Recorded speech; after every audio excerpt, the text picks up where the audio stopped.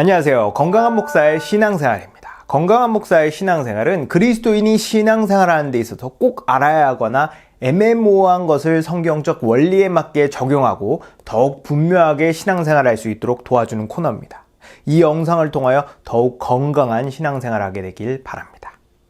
아직까지 코로나 바이러스가 기승을 부리고 있습니다. 코로나 바이러스 때문에 우리나라가 여러 영역에서 치명적인 타격을 받고 있죠. 빨리 이 위기에서 벗어나기를 기도합니다. 코로나 바이러스 하면 연관돼서 나오는 사이비 단체가 있죠. 신천지입니다. 이 신천지 교주 이만희가 코로나 바이러스는 마귀의 짓이다 라고 말하는 영상을 뉴스에서 본 적이 있어요. 이런 모습은 사이비 종교단체뿐 아니라 종종 기독교에서도 이런 얘기를 해서 사회적 공분을 사는 경우를 봅니다.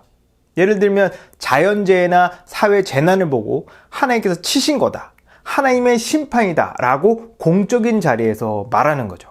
이런 얘기를 들으면 아주 혼란스럽습니다.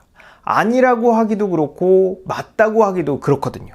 이 부분에 대해서 성경적인 원리를 알아보고 제 개인적인 의견을 말하도록 하겠습니다. 홍수, 화산 폭발, 지진, 가뭄, 전염병 같은 천재지변이나 큰 재난들은 하나님께서 무엇을 심판하실 때 사용되는 도구로 많이 나옵니다. 여러분들이 잘 알고 계시는 노아의 홍수 사건, 소돔과 고모라의 화산 폭발 사건, 애굽의 10가지 재앙 등이 대표적이죠. 이처럼 성경은 자연재해가 일어났을 때 하나님께서 하나님을 거역하거나 악을 행하는 자들을 심판하셨다고 해석하는 경우가 있습니다. 하나님은 왜 홍수나 지진, 전염병 같은 것을 사용하셔서 심판하실까요? 옛날부터 자연은 사람의 숭배의 대상이었어요. 저는 보지 못했지만 나이아가라 폭포나 그랜드 캐년, 에베레스트 산을 보면 그 웅장함에 사람은 압도됩니다. 그만큼 자연은 사람을 압도하는 뭔가가 있어요. 지금의 우리도 그런데 몇천 년 전의 사람들은 더욱 그렇겠죠. 하나님은 이런 대자연 위에 계신 분이세요. 성경은 하나님께서 이방인들이 숭배하는 대자연을 마음대로 부리심으로 오직 하나님만이 참신임을 강조합니다. 이런 장면은 신약 성경에서도 나와요. 예수님께서 갈릴리 호수에 계실 때 큰 태풍 때문에 모두가 호수에 수장될 위기에 빠져 있었어요.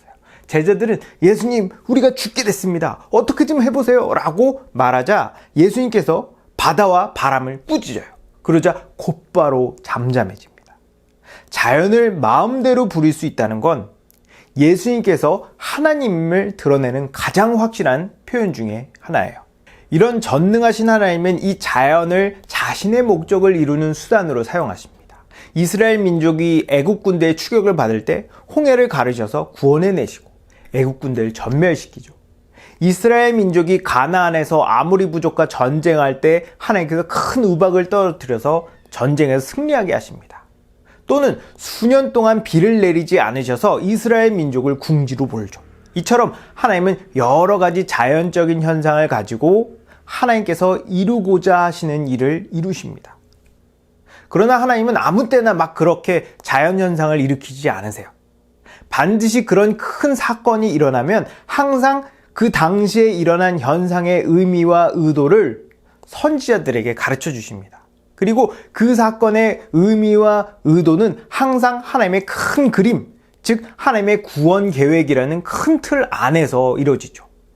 그 하나님의 구원 계획은 예수 그리스도로 인해서 완전히 성취됩니다. 예수님께서 십자가에서 모든 구원 사역을 성취하시자 얼마 안가 성경은 완결되고 한 권의 책으로 만들어져서 오늘날 우리 손에 있게 되죠. 구약 성경에서 계시한 모든 계시는 예수님을 통하여 다 성취가 되었어요. 딱 한 가지만 빼고요. 바로 예수 그리스도의 재림입니다. 예수님은 마지막 때의 징조에 대해서 말씀하세요. 제자들이 예수님, 마지막에는 무슨 징조가 있습니까? 묻죠. 예수님은 사람의 미혹을 받지 않도록 조심해라. 여러 가지 사건들과 그 사건에 대한 흉흉한 소문이 있을 텐데 그 소문에 휩쓸리지 말고 두려워하지 말아라. 끝까지 견디는 자는 구원을 얻을 거다 라고 말씀하십니다. 예수님은 종말의 징조에 대해서 기근과 지진, 전염병 등 여러 재해와 재난이 있을 거라고 말씀하셨어요. 그러나 우리에게 당부하신 것은 속지 말라, 두려워 말라 믿음을 지키라는 겁니다. 최근 들어 여러 가지 재해들이 지구촌 곳곳에서 많이 일어나고 있어요. 필리핀에는 화산이 폭발했고 호주에는 대형 산불이 났으며 올해는 코로나 바이러스까지 많은 나라와 사람들이 고통받고 있습니다. 이렇게 큰 재난, 재해가 오면 몇몇 사람들이 너무 섣부르게 판단하고 그것을 공개적인 자리에서 말하는 경우를 종종 봐요. 예를 들면 하나님께서 어디를 치신 거다. 우리도 조심하지 않으면 하나님께서 우리도 치실 수 있다 라고 말하는데 과연 맞는 말일까요? 과연 모든 자연재해, 모든 사회재난을 하나님의 심판으로 봐야 할까요?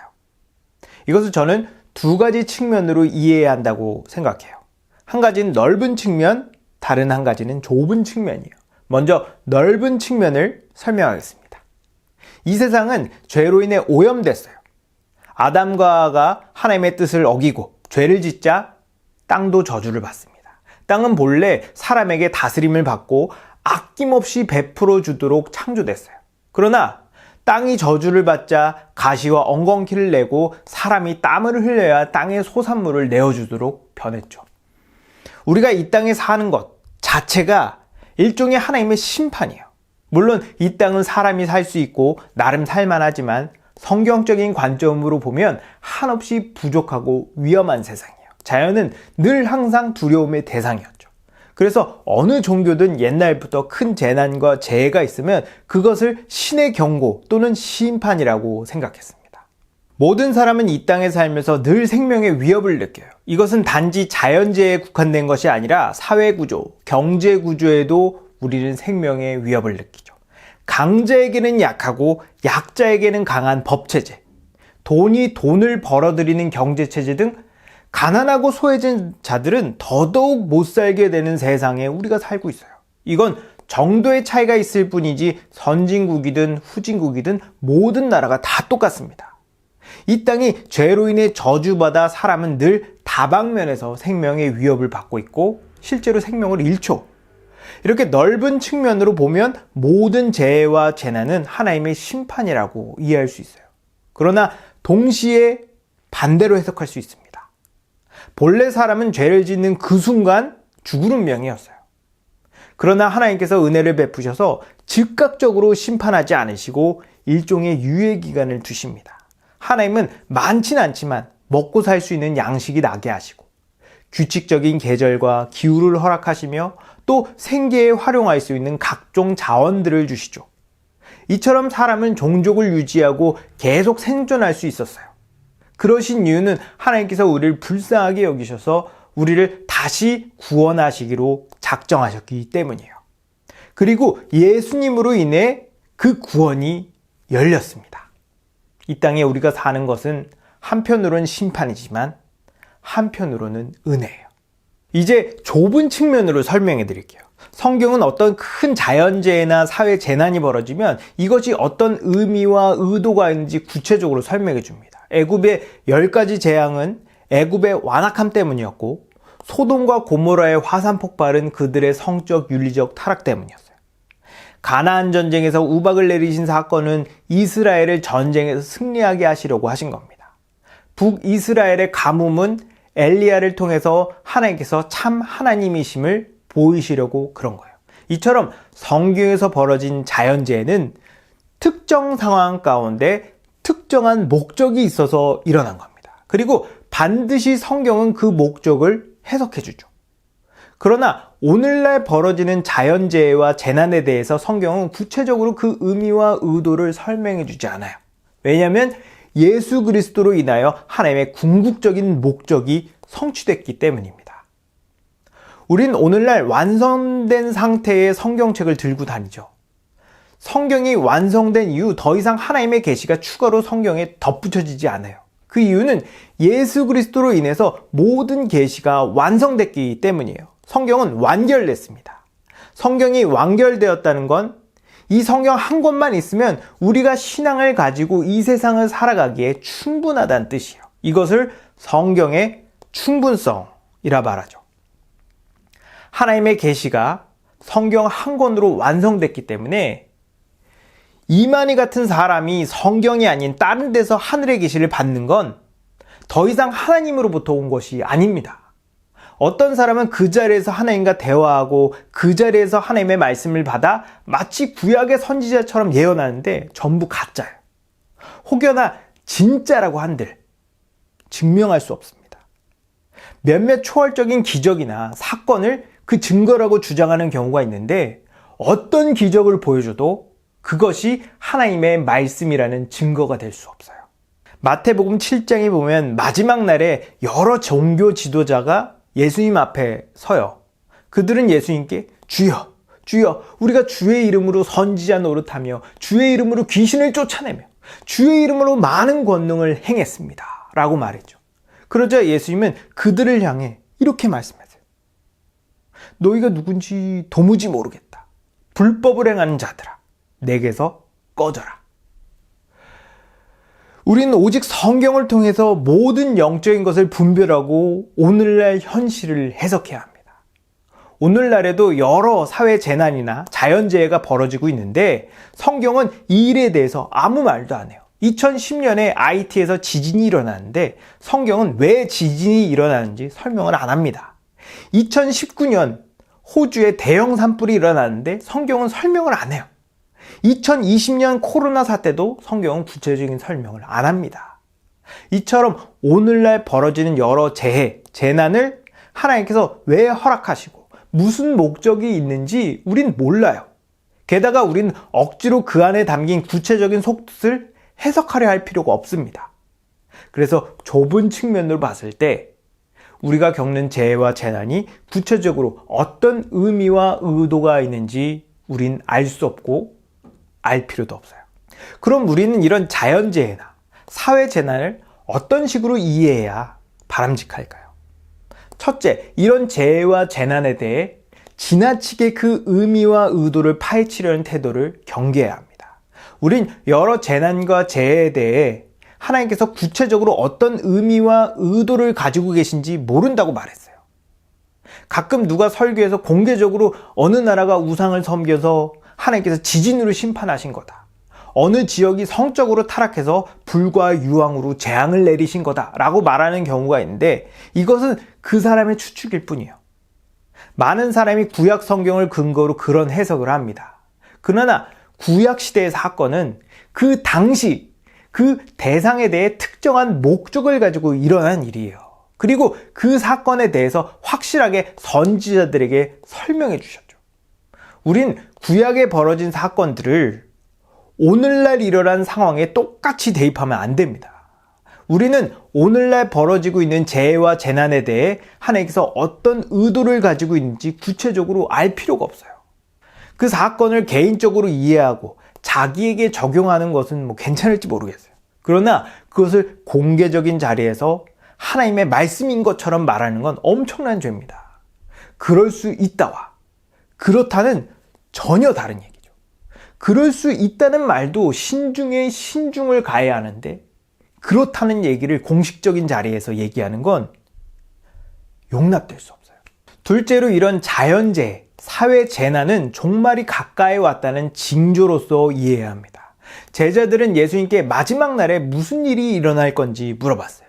그러자 예수님은 여러 자연재해와 사회재난이 일어날 거라고 말합니다. 그리고 그 재난 하나하나에 의미를 부여하지 않으세요.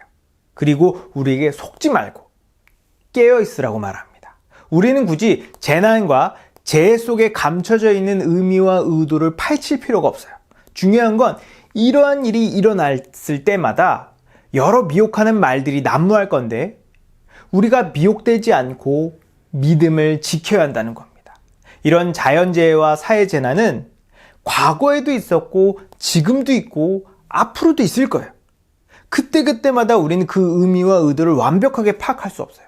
다만 이런 재난들이 빈번해지고 강도가 강해질수록 우리는 주의 날이 가까이 왔다고 생각하고 더욱 예수 그리스도의 재림을 준비해야 합니다. 셋째로 그리스도인은 이런 재난, 재해에 대해서 누군가를 비난하고 정죄하는 태도가 아니라 선을 행하려는 태도를 보여야 합니다. 우린 하나님께서 왜 이런 재난과 재해를 허락하셨는지 몰라요. 여러 가지로 해석할 수 있겠죠. 성경이 말하는 근본적인 이유는 죄가 이 세상에 만연하고 사람이 죄인이라서 그런 거예요. 그러나 구체적인 이유는 다 추측일 뿐이고 확실하게 모릅니다. 그리고 알면 어떡할 거예요? 왜 그런 일이 일어났는가는 중요하지 않습니다. 중요한 건 우리들의 정체성이에요. 우린 하나님의 백성이고 이 땅에서 선을 행하기 위해 부름받은 자들입니다. 우리의 의무는 도움이 필요한 자들에게 도움의 손길을 내주어야 한다는 거예요. 위로와 관심을 주고 물질적인 지원을 해줘야 돼요. 예수님께서 우리에게 바라시는 건 하나님의 백성답게 의롭고 거룩하며 선을 행하는 겁니다. 하나님은 선하신 분이세요. 우리 모두가 재해와 재난으로 고통받는 사람들을 사랑으로 돌보고 보살피며 도움을 준다면 그들은 우리 안에서 선하신 하나님을 발견하게 될 겁니다. 여러분, 오늘날 코로나 바이러스로 우리 대한민국에 심각한 문제들이 연쇄적으로 발생할 가능성이 높다고 생각됩니다. 이렇게 사회적으로 불안하면 불안할수록 더욱 우리를 미혹하고 우리를 두렵게 만드는 이야기가 돌기 마련이에요.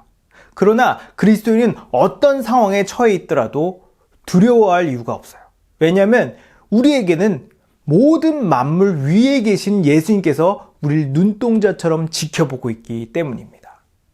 우리를 미혹하는 자들은 우리의 두려움을 이용하여 자기의 입속을 챙기는 자들이에요. 우리가 그들에게 미혹되지 않게 복음을 제대로 알고 굳게 붙든다면 대한민국을 덮친 위기도 무사히 지나갈 겁니다. 이럴 때일수록 우리 주변을 더욱 돌아보고 도움이 필요한 자들에게 아낌없이 도움을 주시기 바랍니다. 그것이 하나님께서 하나님의 백성들에게 바라시는 모습이에요. 여러분 모두가 서로 사랑하고 아끼며 보살핌으로 이 위기를 잘 극복하기를 주님의 이름으로 축복합니다.